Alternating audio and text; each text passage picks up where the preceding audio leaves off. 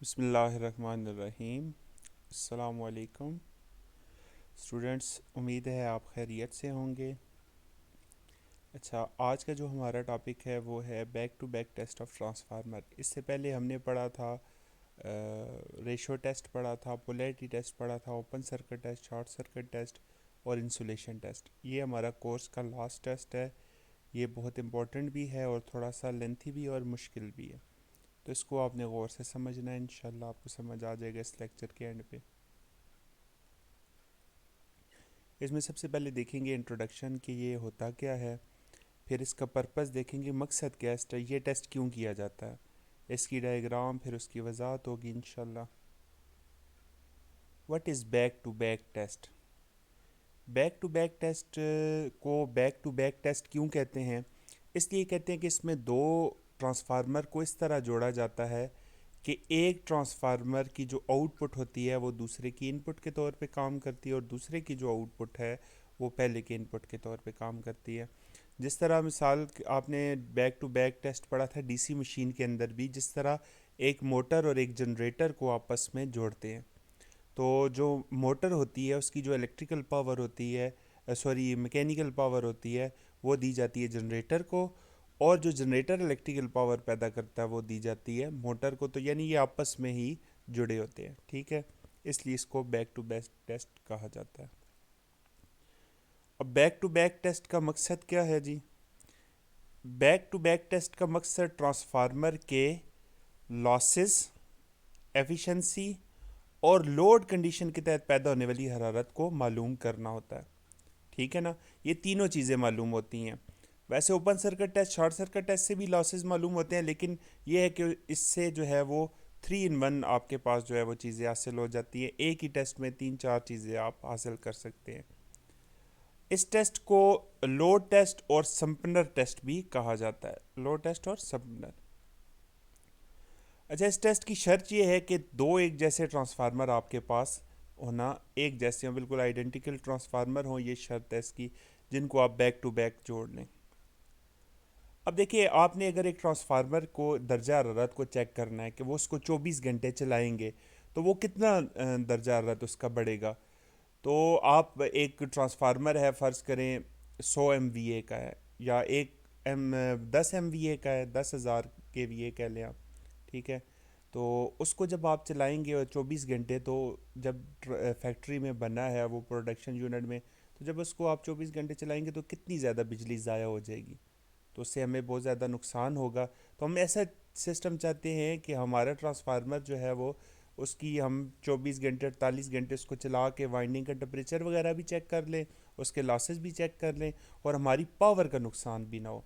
तो हम इसमें क्या करते हैं कि दो ट्रांसफार्मरों को बैक टू बैक जो है वो जोड़ देते हैं, तो वो एक दूसरे की पावर को क्या करते रहते हैं, यूज़ करते रहते हैं। जो एक्सटर्नल पावर ज़ाया होती है वो बहुत ही कम होती है, उनके लॉसेस की इक्वल होती है, ठीक है।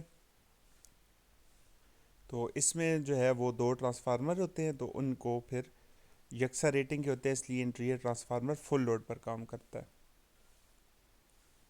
अब इसमें देखें, इसकी जो डायग्राम है उसको दिखाया हुआ है। ये दो आइडेंटिकल ट्रांसफार्मर हैं, एक जैसे।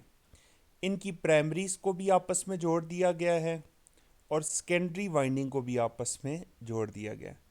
प्राइमरी वाइंडिंग आप देखें तो पैरेलल में जुड़ी हुई हैं, दो एक जैसे टर्मिनल ये यहाँ पे जुड़े हुए इधर आ गए, और ये जो दो टर्मिनल हैं ये यहाँ पर जुड़े हुए एक जैसे आ गए, ठीक है। इसी तरीके से सेकेंडरी वाइंडिंग को सीरीज में जोड़ा जाता है। देखिए आप, सेकेंडरी वाइंडिंग, ये पहले का एंड और दूसरे का स्टार्ट आपके पास आ गया, और दूसरे का एंड और पहले का स्टार्ट आ गया, तो ये सीरीज में सेकेंडरी वाइंडिंग दोनों की जुड़ गई।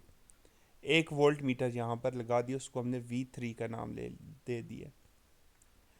अब देखें, 1 एम्पेयर मीटर, 1 वोल्ट मीटर और 1 वाट मीटर प्राइमरी साइड पे लगा दिया दोनों ट्रांसफार्मर की, और 1 एम्पेयर मीटर, 1 वोल्ट मीटर और 1 वाट मीटर सेकेंडरी साइड पे लगा दिया दोनों ट्रांसफार्मर की।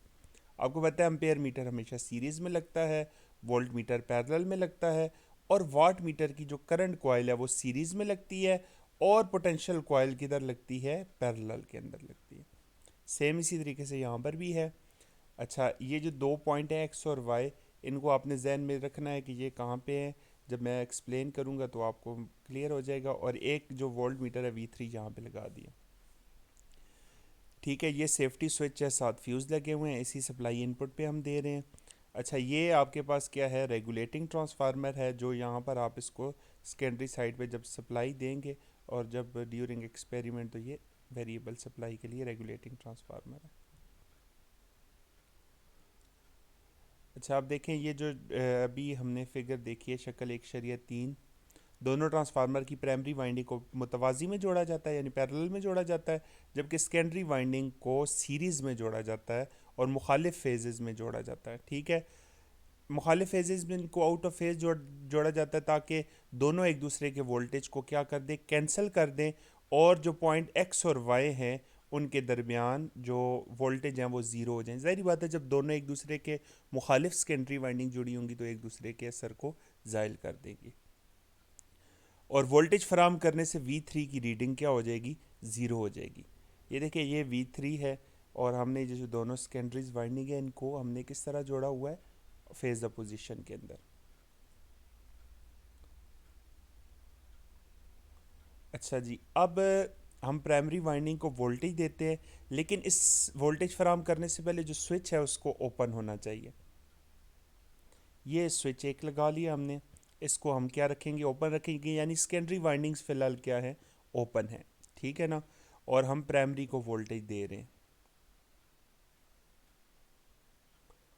जब प्राइमरी वाइंडिंग को रेटेड वोल्टेज फराम की जाते हैं, जिसकी रीडिंग V1 पर जाहिर होती है। रेटेड वोल्टेज मतलब अगर आपने ट्रांसफार्मर की जो प्राइमरी वाइंडिंग है वो 400 वोल्ट के हिसाब से डिज़ाइन की हुई है, तो 400 वोल्ट ही देने हैं, ना कम ना ज़्यादा। तो जो सर्किट में लगा हुआ वाट मीटर है W1 दोनों ट्रांसफार्मर के कुल आयरन लॉस की पैमाइश करता है। ये जो वाट मीटर है, ये जो आयरन लॉस, क्योंकि सेकेंडरी ओपन है, आपने ओपन सर्किट टेस्ट पढ़ा था। ठीक है, तो हम जब सेकेंडरी वाइंडिंग ओपन करते हैं तो जो आपके पास वाट मीटर की रीडिंग होती है प्राइमरी साइड पे, वो किसको ज़ाहिर करती है, आयरन लॉस को ज़ाहिर करती है। अच्छा, अब प्राइमरी वाइंडिंग को जब आप वोल्टेज देने लगें तो सबसे पहले थोड़ी सी वोल्टेज आपने दे देने हैं, मतलब 5-10 वोल्ट दे दें, 20 वोल्ट दे दें, तो इससे तसल्ली कर लें कि V3 की रीडिंग जो है वो ज़ीरो है। ये जो V3 है आपको इस सर्किट में लगा हुआ है, ये V3 है, इसकी रीडिंग क्या होनी चाहिए, ज़ीरो होनी चाहिए। फुल वोल्टेज शुरू में ना दे, 400 वोल्ट 10-20 वोल्ट दे के आप यहाँ पर शुरू में टेस्ट कर सकते हैं। ठीक है, और अगर वोल्टेज ज़ीरो नहीं आते तो फिर इसकी जो V3 है इसकी आपने लीड्स चेंज कर देनी है, एक्स और वाई की जगह चेंज कर देनी है, यानी ये लीड जो है वाई वाली इस तरफ लगा देनी है और एक्स वाली इस तरफ लगा देनी। ठीक है, अगर V3 की रीडिंग सिफर है तो फिर तो ठीक है, अगर V3 कोई वोल्टेज दे रहा है तो उसके कनेक्शन उलट दें। अच्छा जी, अब उसके बाद आपने ये तो पहला कर लिया। ठीक है, पहला इसका प्रोसीजर मुकम्मल हो गया, आपने स्विच को ऑफ करके प्राइमरी साइड पे वोल्टेज दिए, जो वाट मीटर की रीडिंग आई तो उससे आपको आयरन लॉस मिल गए दोनों ट्रांसफार्मर के, वो दोनों के कंबाइन होंगे, बाद में उनको ऑफ ऑफ कर लेंगे। मिसाल के तौर पर 100 वाट आते हैं, तो दोनों ट्रांसफार्मर चूंकि एक जैसे हैं तो 50 एक के और 50 दूसरे के। अब आपने क्या करना है, रेगुलेटिंग ट्रांसफार्मर को सिफर पोजीशन पर सेट करके स्विच को क्लोज कर लें। रेगुलेटर जो आप उसकी जो नॉब है जिससे आप वोल्टेज को कम ज़्यादा करते हैं उसको ज़ीरो पे सेट करें और स्विच को क्लोज कर दें। और सेकेंडरी वाइंडिंग को रेगुलेटेड ट्रांसफार्मर के ज़रिए वोल्टेज की मकदार सिफर से आहिस्ता आहिस्ता इस वक्त तक बढ़ाएं जब तक सर्किट में लगा हुआ एम्पेयर मीटर ट्रांसफार्मर की रेटेड सेकेंडरी वाइंडिंग को ज़ाहिर कर देगा। रेटेड सेकेंडरी वाइंडिंग करंट क्या होती है, मिसाल के तौर पर ट्रांसफार्मर जो डिज़ाइन किया गया हुआ है 100 kVA का, तो 100 kVA के फार्मूले पे आप देख लेंगे उसकी कितनी करंट है रेटेड। ठीक है, तो आपके पास रेटेड वोल्टेज पे करंट आपको फार्मूला पता है, KVA ज़रब 1000/V2, ये I2 की वैल्यू आ जाएगी। ठीक है, अब इसमें रेगुलेटिंग ट्रांसफार्मर कहाँ पे लगा हुआ है, ये ट्रांसफार्मर अभी जो हमने बात की है कि स्विच को हमने ओपन करना है, इसको ज़ीरो कर लेना है, यहाँ पर रख लें इसको ज़ीरो करके इस पोजीशन पे, और फिर स्विच को क्लोज़ करें और फिर आहिस्ता आहिस्ता इसको बढ़ाएं, तो यहाँ पर आपको वोल्टेज मिलना शुरू हो जाएंगे, और साथ ये एम्पेयर मीटर जो है सेकेंडरी साइड पे जो फुल करंट फ्लो कर रही है उसको पैमाइश करेगी। चूँकि सीरीज़ में जुड़े हुए हैं तो दोनों की करंट क्या होगी, सेम होगी।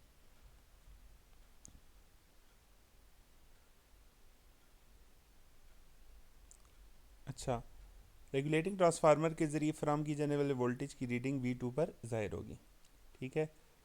अब वाट मीटर W2 जो की रीडिंग है वो दोनों ट्रांसफार्मर के फुल लोड कॉपर लॉस को जाहिर करेगी। W1 जो प्राइमरी साइड पे लगा हुआ था दोनों की, वो आयरन लॉस को जाहिर कर रहा है, और W2 किसको जाहिर कर रहा है? कॉपर लॉस को जाहिर कर रहा है। ठीक है। और आखिर में आपने क्या करना है, कुल आयरन लॉस और फुल लोड कॉपर लॉस को दो हिस्सों में तकसीम कर लें, और आधे एक ट्रांसफार्मर के लॉस हो जाएंगे और आधे दूसरे के हो जाएंगे। चूंकि दोनों ट्रांसफार्मर एक जैसे हैं, एक जैसी करंट वोल्टेज रेटिंग के, एक जैसी पावर के हैं, तो दोनों के लॉसेस मालूम हो जाएंगे। लॉसेस जब मालूम हो गए आपको फुल लोड पे, तो फिर एफिशिएंसी तो आपको पता है, मालूम करना कोई मसला नहीं है। अब देखिए, ये जो लॉसेस थे, और ये तो हम ओपन सर्किट टेस्ट के और शॉर्ट सर्किट टेस्ट से भी मालूम कर सकते थे, लेकिन बैक टू बैक टेस्ट का क्या मकसद है कि साथ लॉसेस मालूम हो और साथ ही इसका टेम्परेचर, उसमें हम थोड़ी देर के लिए, हमें लॉसेस मालूम हो गए, 5-10 मिनट के लिए हमने वोल्टेज दिए ओपन सर्किट चार्ज, फिर हम लॉसेस कैलकुलेट कर लें तो फिर वो हमारा टेस्ट ख़त्म हो जाता है। लेकिन यहाँ पर ये है कि इसके टेम्परेचर का हमें नहीं पता चलता। तो बैक टू बैक टेस्ट के लिए हमें जो है वो टेम्परेचर का साथ पता चलता है। हम इसको 24 घंटे तक ऑन रखते हैं, 48 घंटे तक ऑन रखते हैं। और फिर जो ट्रांसफार्मर ऑयल इमर्स्ड होता है, उसमें आपको पता है कि उसके ऑयल के दर्जा हरारत पे माश करने के लिए थर्मोमीटर इस्तेमाल होता है। तो हम उसको मुतअद्दिद घंटे, कई घंटे चला के इसके फुल लोड पर दर्जा हरारत को मालूम कर लेते हैं, तब्दीली को नोट कर लेते हैं कि जब इस पर लोड डलता है तो उसका टेम्परेचर क्या होता है। ठीक है। काफ़ी लेंथी था, उम्मीद है कि आपको समझ आया होगा। अगर आपको कुछ सवाल है तो आप कमेंट्स में मुझसे पूछ सकते हैं, तो इंशाल्लाह उसका जवाब मैं दूंगा। इसकी असाइनमेंट तैयार करनी है आपने। ठीक है। शुक्रिया।